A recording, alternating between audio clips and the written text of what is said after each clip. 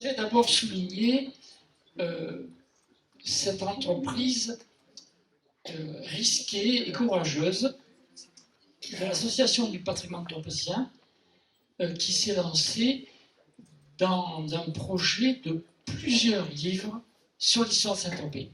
Le premier est sorti, concerne les ex-voto de Saint-Tropez. Rappelez donc, c'est Laurent Pavlidis qui en est l'auteur. J'ai modestement participé pour un chapitre sur l'histoire de la chapelle Sainte-Anne, et Bernard Cousin, le grand spécialiste des ex-voto, a fait une introduction, mais rappelez toujours que c'est un travail collectif. Hein.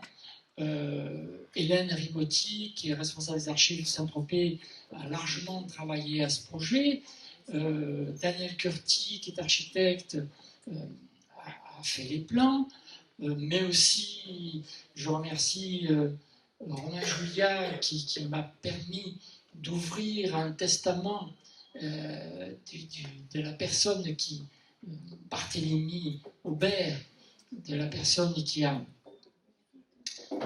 créé et payé pour et donné le terrain pour la chapelle Sainte-Anne. Donc rappelez toujours que ce type de projet, il y a tous les lecteurs, tout ça. Et que je trouve que c'est quand même courageux parce que c'est un investissement financier, hein, et que d'autres livres vont suivre. Hein. Il y a en préparation, et qui devrait plus tarder, le livre d'Elisabeth Sauze sur l'aspect médiéval de Saint-Tropez, et qui est en même temps jumelé avec les recherches d'Anne Jean Jaurès, archéologie sous-marine. Alors voilà un plan rapide de la chapelle Sainte-Anne. La chapelle Sainte-Anne, c'est d'abord une nef. Hein. Donc, Barthélemy Aubert, il y a toutes sortes d'idées, de légendes concernant la chapelle Sainte-Anne. C'est un Tropézien qui était marin et puis suffisamment riche et devenu marchand. Et à la fois riche et pieux, les deux conditions pour fonder une chapelle. Il donne même le terrain et il obtient une autorisation de l'évêché en 1616, et donc c'est probablement dans les mois qui suivent, à partir de 1617-1618, que probablement la construction de la chapelle commence, même si nous n'en avons une mention qu'à partir de 1618, c'est certain que ça a commencé, la construction a commencé un petit peu avant. Alors au départ, elle ne s'appelle pas chapelle Sainte-Anne, il faut à peu près une dizaine d'années. C'est d'abord chapelle Sainte-Croix, puis Sainte-Croix-Sainte-Anne, et enfin Sainte-Anne. Voilà. Donc au départ, il n'y a qu'une nef. En 1660, ça fait donc à peu près 40 ans, un peu plus de 40 ans après, la nef commence à s'effondrer. Donc à cette occasion-là, on commence à construire les encoules, c'est-à-dire le bon provençal pour les contreforts. Tout cela représente un budget considérable. Alors, certes, on a probablement choisi finalement la dévotion à Sainte-Anne parce que c'est plus porteur, c'est plus populaire que Sainte-Croix, et ce n'est qu'après, au début du XVIIIe, qu'on construit l'Ermitage. Et c'est à ce moment-là qu'apparaît l'ermite, et probablement en même temps la halle, c'est-à-dire le porche. Et enfin, un deuxième chantier à la fin du XVIIIe siècle, probablement pour la sacristie et la chapelle latérale. Alors, je pensais au départ, comme c'était une construction totalement différente, que c'était au XIXe siècle qu'on avait bâti cette partie. Eh bien non, j'ai été obligé de me rendre à l'évidence. Par contre, elle a été bâtie à l'économie. Les murs sont nettement moins épais, il n'y a plus les voûtes d'arêtes, mais il y a simplement un plafond. Voilà.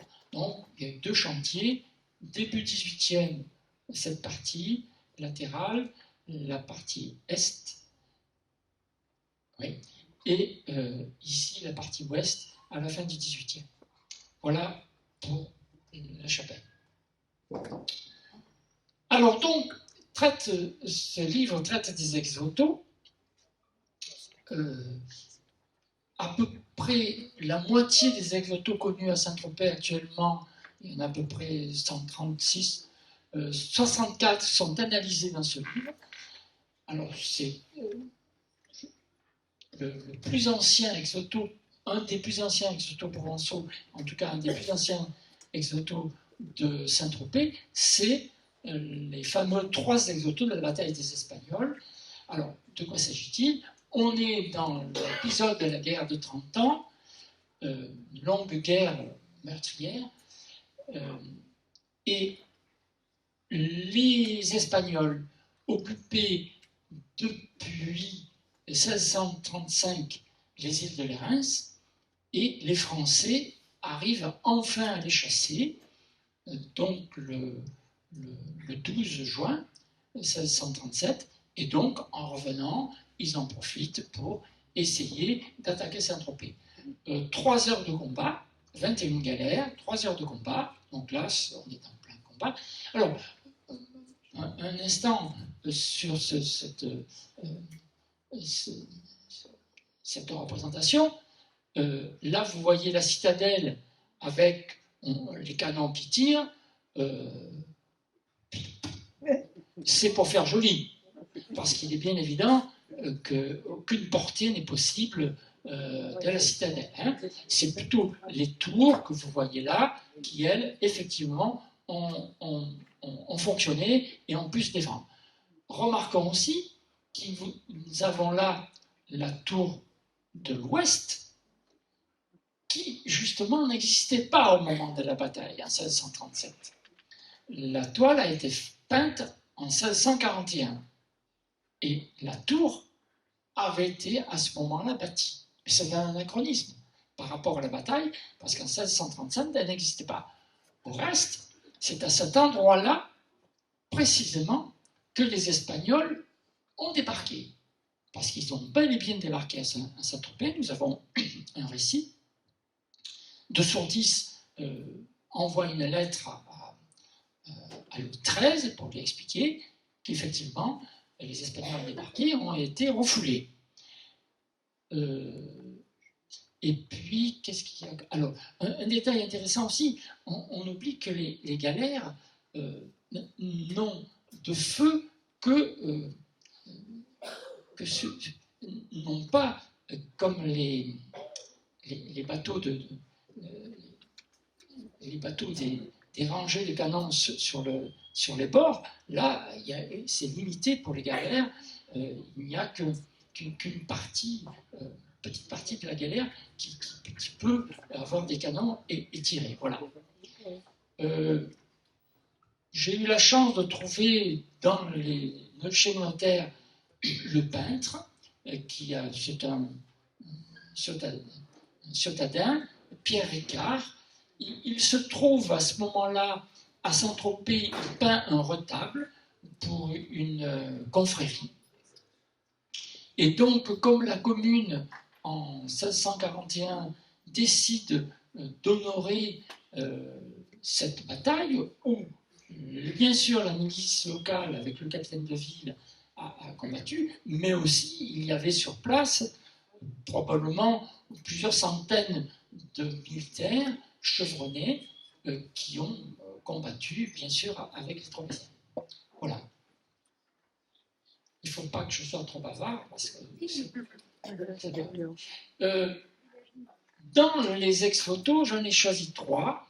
Le premier est intéressant, Chevalier Torpès, école chinoise fin 19e. École chinoise, de quoi s'agit-il?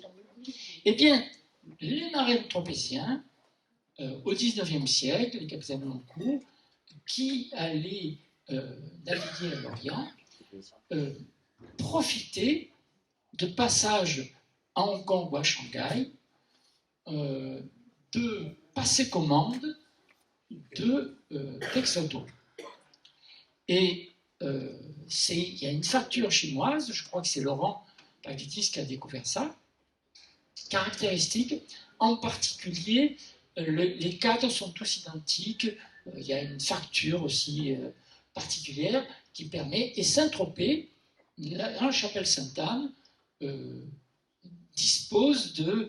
abrite 6 exotos de facture chinoise. C'est assez étonnant.